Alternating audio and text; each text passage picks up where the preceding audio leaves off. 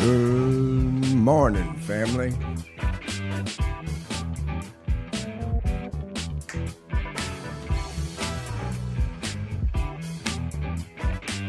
This is David Carson with Rock, Recovery, and Revelation. 21 days straight. Day one right here. You think I can do it? I've done it before. I'd say I've done it for maybe 5, 6, 7 years, maybe longer than that. Welcome. How you like the new studio? Snazzy, ain't it? Real fancy. I got so many buttons and so many things I can do that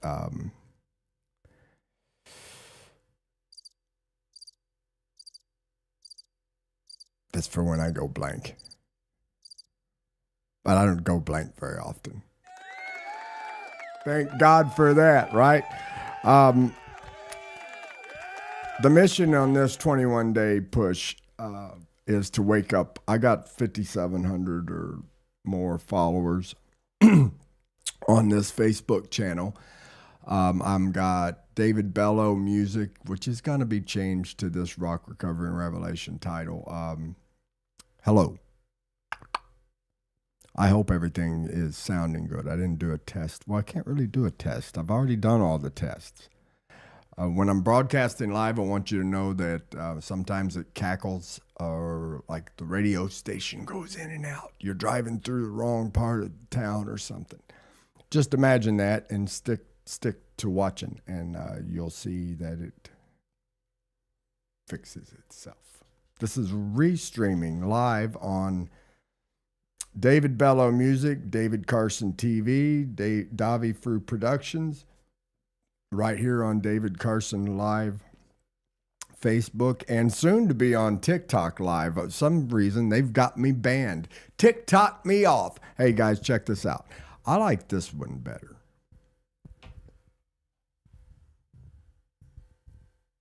Don't you wish your boyfriend was hot like me? I like this microphone better, but I've mixed it for Fru's voice, which she sits right here, Dr. Feelgood. So I've got this guy. This is so cool, all these microphones and lights. I feel so important. Anyway, we're going to focus on telling you stories, playing you some music. I've got the ability now to stream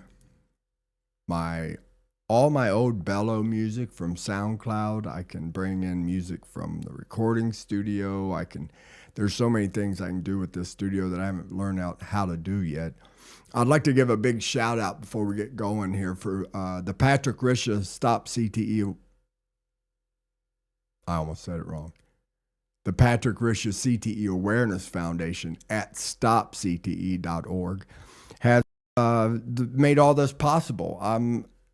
For some reason, they think that my voice is worthy of all this fancy equipment.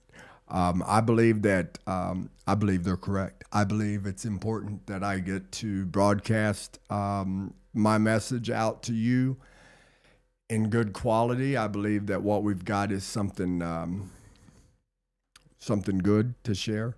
And hey, if you would drop in the comments, I see there's 2 of you watching at the moment. Would you drop in the comments, give me a heart and tell me where you're from, and then also let me know if the audio sounds good, the video looking good. Tell me what's going on.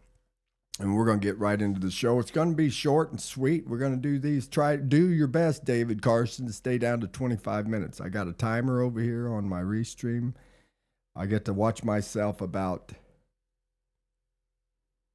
let's see, 4 minutes? No, 30 seconds. Let's see how long it takes for me to get to this place. I'm holding my hand up here like this. I want to.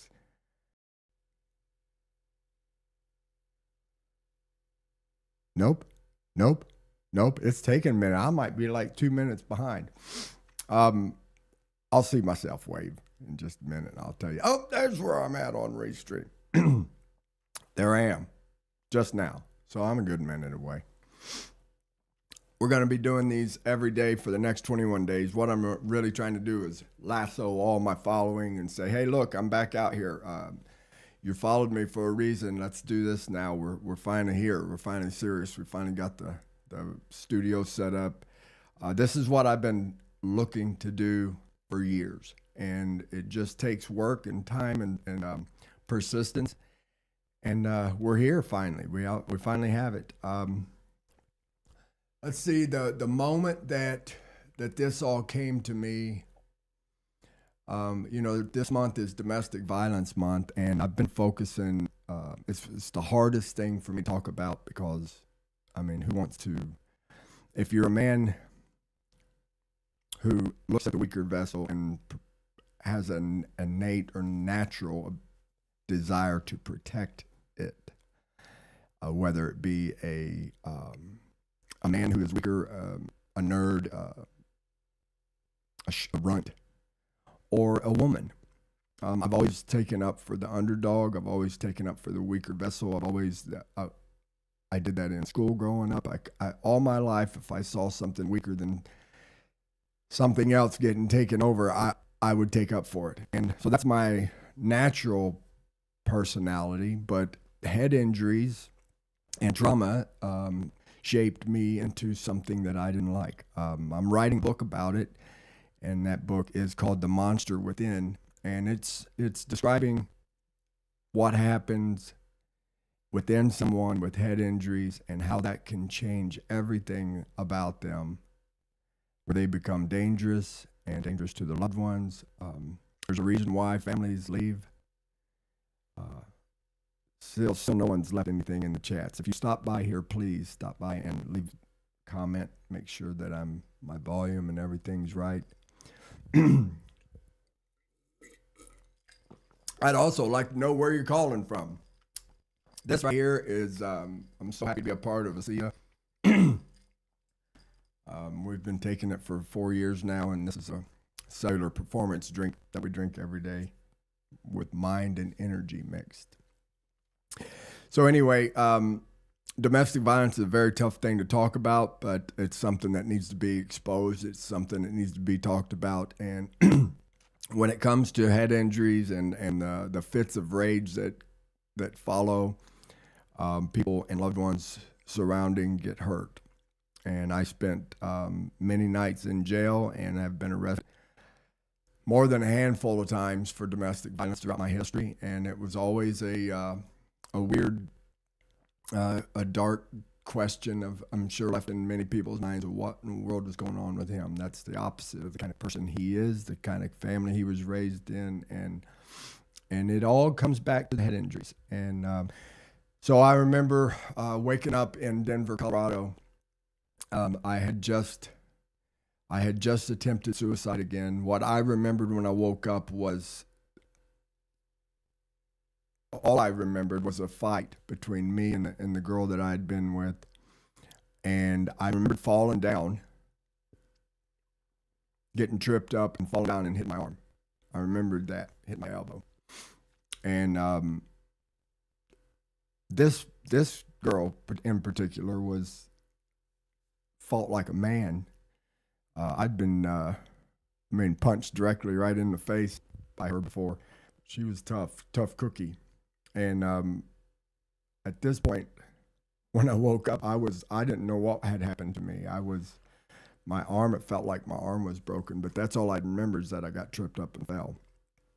And so as the story unfolded and the cops interviewed me in the hospital, my mom had called. I'd woken up under my bed and I was up against the wall, and my mom had called the 911 to get someone to pick me up and take me to the hospital. And once they got there, the door was locked to the apartment. So having to get in and find me and get me out of there, I was so confused. I didn't know what happened. I'd been out for about at least 13 hours. I'd overdosed on heroin and cocaine once again, trying to take my own life. And I really didn't know what was going on. I didn't remember much of anything. That was common for me to not remember what was happening. And so I just remember the cops asking me over and over, "Who did this to you? Who did this to you?" And I didn't know what they were talking about. I was beat up really bad. My eye was swollen shut. I was bruised from head to toe, like I'd been beat with a bat or a golf club or something like that. And I had no idea. It most likely there's nothing, no way to tell what happened. I mean, I don't have I don't even care about sharing my opinion because I have no clue what happened. I know that I had ticked off a whole lot of folks regarding domestic violence and how I had acted out when I was blacked out and dealing with PTSD. I would attack anybody. So there were plenty of people that would want to beat me up, I'm sure. But it had to have happened after I overdosed and was crashed out. Those of you that are watching right now, please leave in the chat how the audio sounds and let me know if I'm lagging or anything different on this broadcast. And also put where you're watching from and who you are. Well, I don't know who you are when you type in comment, of course, but where you're watching from. So I woke up from that just real confused. After many days of sitting in the hospital, I was in the hospital 30-something days. I had 3 surgeries. This nice big scar came from that, run all the way down here. I had compartment syndrome. They saved my arm. Every day I got a little better and I started remembering little pieces of things. But that's when I met Fru. My mom and dad were there when I come to, and I had a good visit with them. I was a lot different than usual. They said I was positive, happy. Something had changed when I woke up. I had like I said, my eye was completely swollen shut. You can see pictures and videos from that back. It's 2018. If you want to go look at it, it's 2018, the December of 2018 on Facebook. You'll see the hospital stay, the videos I made, this surgery. Gross. I showed it all. And you can see what state of mind I was in and how I spoke. And the great thing about my story is that I've documented the whole thing. So this isn't a play it by memory thing. It's been documented. You can look at it on Facebook and see it for yourself. I think I got noise gate issues. I was talking to a sound man yesterday, and I believe he was explaining to me, and you might hear it. If you hear it, it's a noise gate deal I've got to figure out. If you can't hear it, that's great. But if you do, that's what it is. So waking up, like when was the day I knew things were different and this is what I was going to do, Buried Man? I can't tell you when that moment was, but I can tell you that I met Fru in that hospital for the first time. She came in and saw me, and things became different. The day she came in and saw me, she did an energy reading. She's a spiritual girl, has these gifts from God that's amazing and works in healing, and she's just an amazing girl. And she proved some stuff to me that I knew God was real and she was here for a reason. And from that point, I dreamt the first time in 10 years that night. I hadn't dreamt since my car accident in 2008. I'd had some visions, but not really any dreams.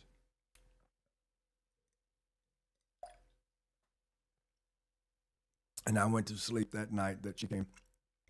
She gave me some breathing exercises to do and taught me how to focus my thoughts and meditate.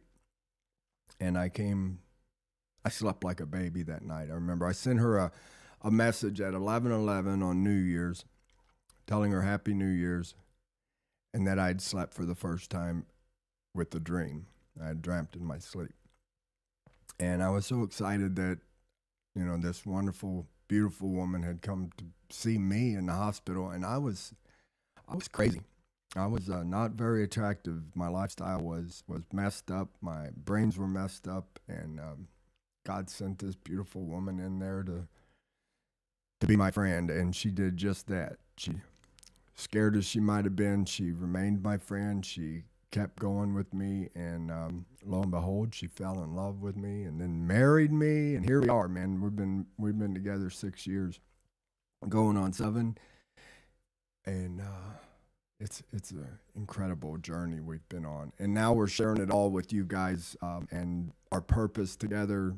You know, her and I sat and talked and talked and talked when we first met, sharing what we both wanted to do with our lives, and we were in unity. We both wanted to help others, and you know, in the condition that I was in, did we see that I was going to be able to do much? I don't think so. I think we were focusing on me healing, and as I healed, of course, I was focused on documenting it all because I knew that if I documented it, people would see it, and if I'm healing us from certain things, then they could heal. It's possible for them to. So that was that was what my focus was during that time, and so, but all through my life, I've been writing songs. I've been keeping documentation for a reason, and that reason has now shown itself, and we believe it's to help other folks in my condition, and we've got all these professional athletes that come together now and join together with me to help those in their community, the athletic community, but to focus on veterans. Veterans are dying at an alarming rate of suicide. They have no financial backing. They lose their family, their contacts. You know, when Fru came along, I'd been homeless for a couple of years and had been on my own. I had no more friends left that would do anything for me. My family was gone. You know, I didn't have my kids. I just didn't have anybody anymore. I had ran them all off, and my the brain injuries that I suffered from, you know, were invisible, and it just looked like I was a hopeless case. So God changed all that around. If you've been watching this a long time, you know that. And I'm glad to be here. There's a song that I recorded in the studio for this Buried Man Fest. You guys have seen me.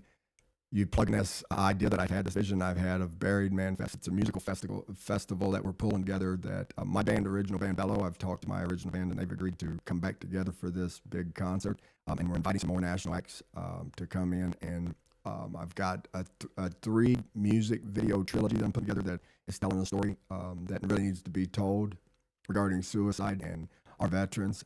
I believe it's going to wake up a lot of people in our society, and we're going to use this to raise awareness for traumatic brain injuries, concussions, and CTE and suicide awareness.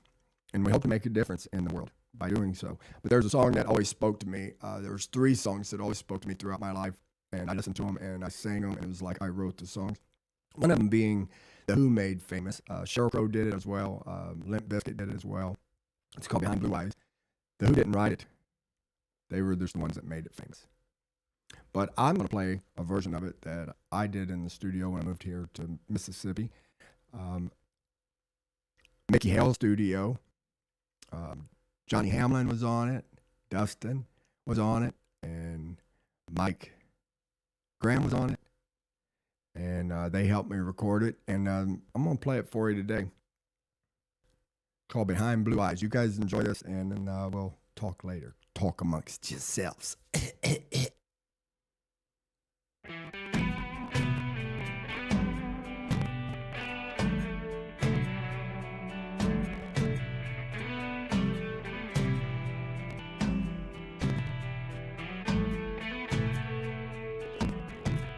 No one knows what it's like to be the bad man, to be the sad man. Behind blue eyes, and no one knows what it's like to be hated, always faded, to telling only lies. But my dreams aren't empty. That's my conscience sings today. I have power, always lonely. My love is danger, and that's never free. No one knows what it's like to feel these feelings like I do.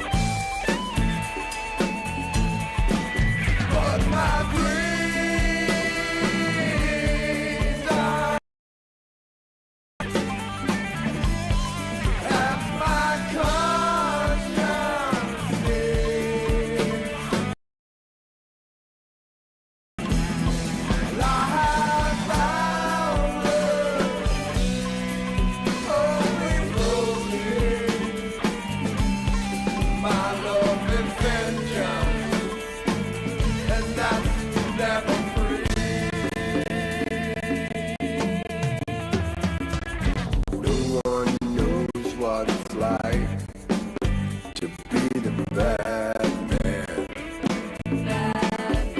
to be the sad man behind these eyes. All right. There you go. That's the first cover song that I did ever in my entire history. Behind Blue Eyes in our studio, by the way. We will be releasing that. I'll probably do another version with my original band Bello when we get back together. We're starting to, I've got a Jack Tripp account. I don't know if you've ever heard of that, but we will be rehearsing while they're in Chicago and I'm here in Mississippi. We'll be rehearsing, and that's exciting to me. We'll be doing it live on Reef through the streaming. Excuse me. I'll be able to stream it through all of our platforms on social media and theirs, so people are going to be able to watch us play after 20-something years of being apart.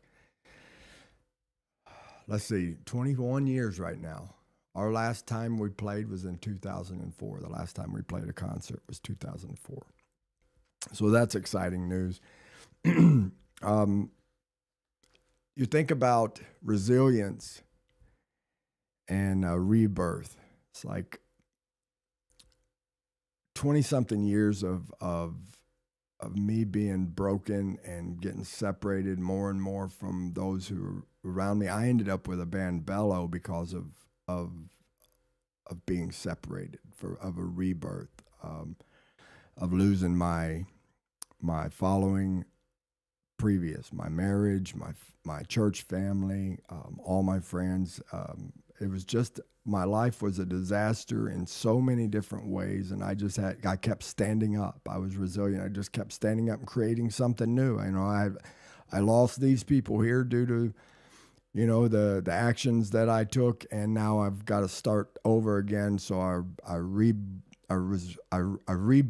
a brand new life. I went from youth pastor and preacher to a lead singer of a band and rock and roll all over the country. We played within the first 2 months of having a band together. We hadn't even hired a bass player yet, and we were playing Sturgis, South Dakota. So things happened for us really fast. It was meant to be, and now we're going to be getting back together for this Buried Man Fest. I'm excited about it. Nobody's left a comment in here. I'm telling you, you guys are the most silent viewers I've ever had. I think back when I was young, man, if I could be on a radio show or something where people stayed online for a long time to call in and get on the radio and ask a question. Everybody's so spoiled now. Send in a comment. Let me know how it's sounding, how you like it. Also, I'd like to know, what's one reason you refuse to give up?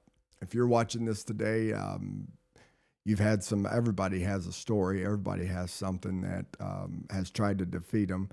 Let me know what's one of the reasons that you refuse to give up. I'd also like for you to look in the comments and in the title. I'll have the board's link where you can sign up to be on our email list so we can let you know how to win the Harley Davidson that's going to be given away at the Buried Man Fest. The first 1,000 tickets that we sell for Buried Man Fest are going to be, your name's going to be put in a drawing to win the 1989 Heritage Softail. This was my dad's bike, and instead of selling it, he sold it to me. He had it up for sale for a year, and it's just nobody. Bikes are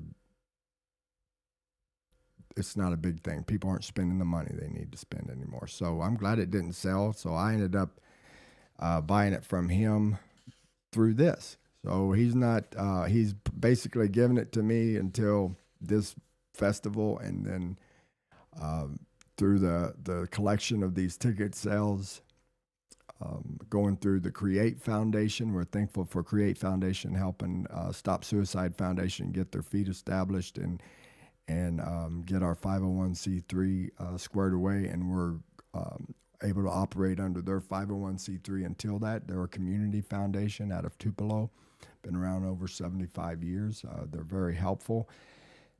And so all the ticket sales will go into that account, and then we'll pay for this Harley Davidson, and then we're going to have the finances to create the trilogy, the movie trilogy that I've been working on for, it's been 4 years that came to me. And I've got it all written out, the storyline, and now all we need is a crew to film it and someone really good at directing. And I don't know if you know who I'm talking about. I need to buy some editors. How much are you editors? I need to buy some of you. That way I don't have to do all this work. Anyway, this morning, I hope it spoke to you in some way. If it did, share in the stream with someone who needs hope. Share it. There's someone in your life that's been on the bottom. My story is from the bottom of the bottom, the south end of the bottom, and I've recovered. I've come all the way back, and here I am.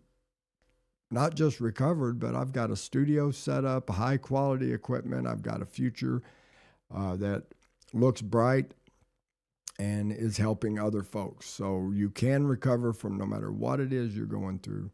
Don't lose hope. And let's do this together. Come join me. I need help. I need people that'll support what we're doing and share what we're doing. And I'd like to say thank you to the Patrick Risha CTE Awareness Foundation for making all this possible. And you can go to their website at stopcte.org and find out how you can stop CTE in your community. CTE is a degenerative brain disease that it is totally preventable, and it would not occur if there was not repetitive head impacts. And we can cut this out of our school. We can cut this out of our children's lives. What's sad about this is we've been proven, the science proven that repetitive head impacts and football helmets don't help. They make things worse. Playing soccer and hitting the ball with your head is a concussion, and it's causing CTE. These full impact sports that our children are in, we could bypass this and cut it out of our children's lives, and we could prevent this disease. And this mental illness that follows the concussions is what my life was full of. Okay, I played high school football, but I got a concussion before I started playing high school football. But then after I got my first concussion, many after that came following, and then just 1 year of high school football and a little bit of college, many fights and a couple accidents paved the road for me to be here to talk about what we're talking about today. I've been arrested more than a handful of times for domestic violence. I've hurt people I've loved. I've blacked out and lost tons of my memory. I've had amnesia, complete amnesia. I've beaten up a cousin of mine back when I was 17 and hit him so many times in the head that I lost my memory. Didn't knock myself out, but I lost all my memory, had amnesia. And all this stuff happened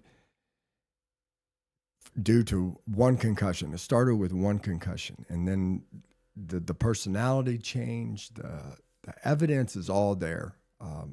One story after another you'll hear if you get into communities where TBIs are talked about. You hear one story after another that all sound exactly the same, and they lead to domestic violence. They lead to jail time. They lead to suicide. And we want to stop this in our community and your community, and we'd like your help. Please share our videos, comment, like, do all the fun things that help the algorithm let more people see us. And stick around. Come back tomorrow. We're going to be doing this 21 days in a row. I hope I can make it. I got a lot of things going on. We're also headed to Denver at the end of the month. I'm excited to get out of here and take a little bit of a break. But we'll be continuing on, Fru and I, doing our live broadcasts. And Dr. Feelgood, don't forget, come to Dr. Feelgood Saturday at 11:11. We got some really exciting news coming up. Blood work's coming back from Dr. DeMayo's office and Dr. Gordon. I watched an incredible interview with Dr. Gordon. If you haven't seen that, it's in my timeline. Go and watch it. Do your best to stay unburied. Have a good day.